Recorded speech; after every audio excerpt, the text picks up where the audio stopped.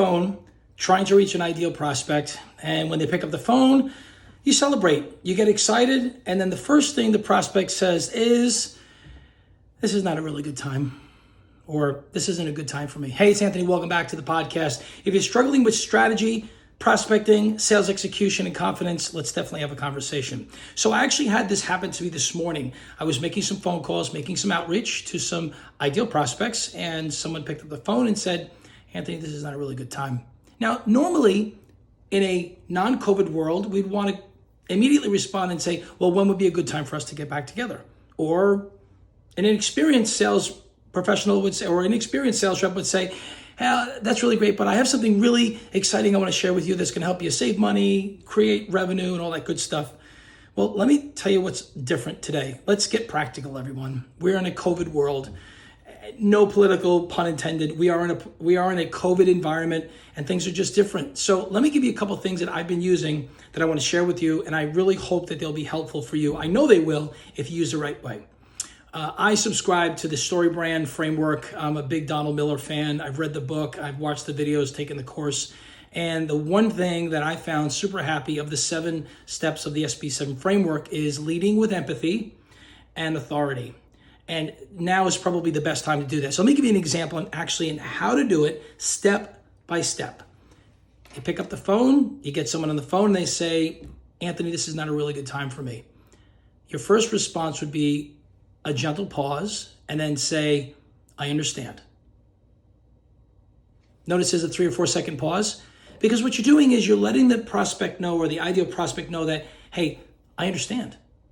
And what follows next is super critical. It's either going to kill your sales call or it's going to make your sales call. So if the prospect doesn't respond, you wait 3 or 4 seconds and say, "I understand." You know, we're all going through the same thing. My company's feeling it. Every company's feeling it. Certain companies are feeling it more than others, but we're all going through this together. So you're leading with that empathy. You're letting them know that we're in this together and that I understand your position. Now, how do you turn it around and turn it into a sales call? Meaning scheduling the meetings. That's the ideal outcome of every single sales call, is to schedule an appointment. I would say something like this: "I understand we're all going through this. Would you consider this?" Or, "How about you take a look at this?" And what you're doing is you're letting the prospect know that you're not attacking them. You're letting them know you understand. Let me give you something to think about. Let me give you something to consider. You're letting the prospect know that you're respecting their time, you're respecting their position, but you're also giving them something to think about. You know, Anthony Iannarino talks about the commitment to time. And if you can get a customer to commit to time by letting them know you have something that they should consider, the likelihood of your sales call landing in an in-person meeting or a Zoom meeting will be much higher. So I'm going to try that after this call, and I'll let you know my results. But here's the thing I want you to take away from this video today, is that we all are, can't get my words out, we are all going through this together. And we need to help each other. And transparency is going to be so important.